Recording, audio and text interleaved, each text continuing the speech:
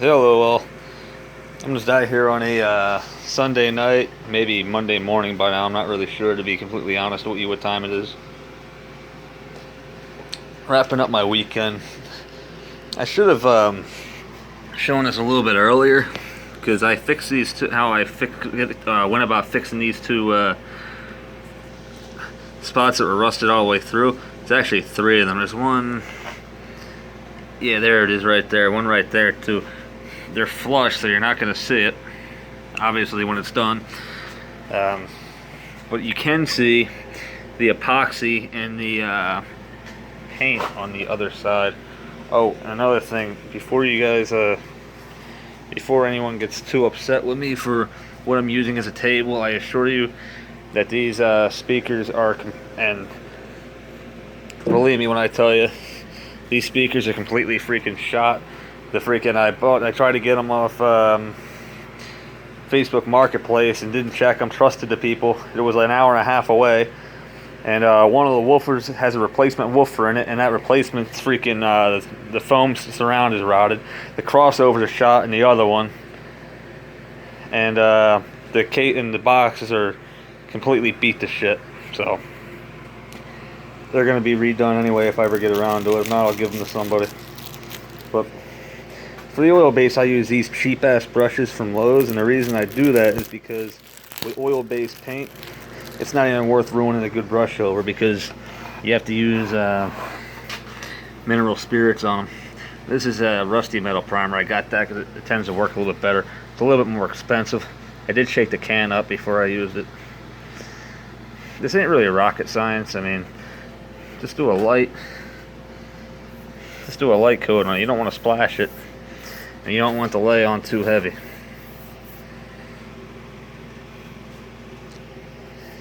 I say you just want to cover the whole entire thing up. You probably don't even have to do the bottom part with the Rust-Oleum, just the inside, but you may as well. It ain't gonna hurt. And it does dry pretty smooth, I will give it that. So you can't. Sometimes you can't even really see the brush marks, which is what my biggest pet peeve is with brush paint, which is why I use spray all the time.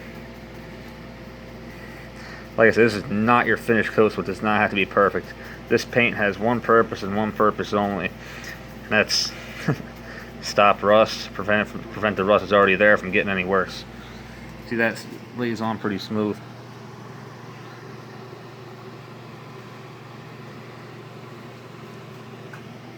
Yeah, my garage is still a mess, but I'm cleaning it up slowly but surely. Alright, I'm not going to bore you with this part. I'm going to finish this up, and then when I get to the next part, I'll put yous back on.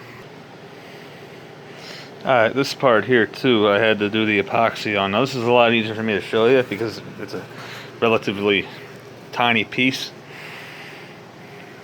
Could have got that a little bit more smooth, but it's better than having a freaking hole routed through it. See, there was one, and this whole entire piece right here, as you can see, you can see the brown from underneath it. That's the epoxy from the holes that were in the evaporator pan. This should be completely, yeah, it's dry. I say it felt wet for a second, but it's not. Alright, so I'm going to flip this over, and like I say, you can see how bad this was. This unit was down in Texas. I feel like if it were in PA, the thing would have been freaking almost to the point of not even being repairable. So I'm grateful for that we're able to, save it and fix it up.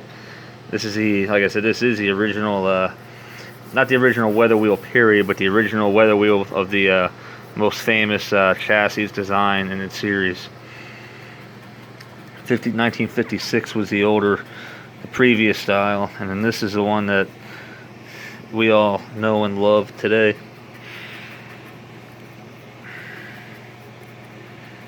Like I said, you gotta dab it because you want that oil-based paint to soak into every single divot where the rust is.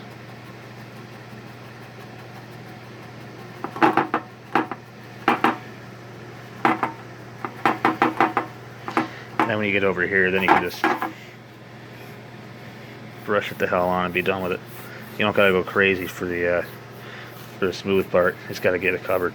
But for the rusty spots, you really gotta make sure you get it in there. Well, I said until I feel like I probably should mess that a little bit tonight, but I had a long day. I'm kind of running out of steam. I think it's time for me to go play some Fallout 4 and finally maybe tonight get to the point where I can blow up the Institute. I've been trying to do that for like a week now, but every time that my missions I'm doing keep, leading one thing into another, and I never end up doing it. But tonight, I'm gonna try to get that done. Well, anyway, felt like bullshitting a little bit, and just giving an update 'cause I know a lot of people are curious about it. I was hoping this was going to be done by now, but admittedly, I've been doing other things in addition to this. Like I said, I got the basement going on, which I kind of slacked off a lot this weekend, to be frank and honest with y'all. Well, peace out, guys, and keep tuned for my next update.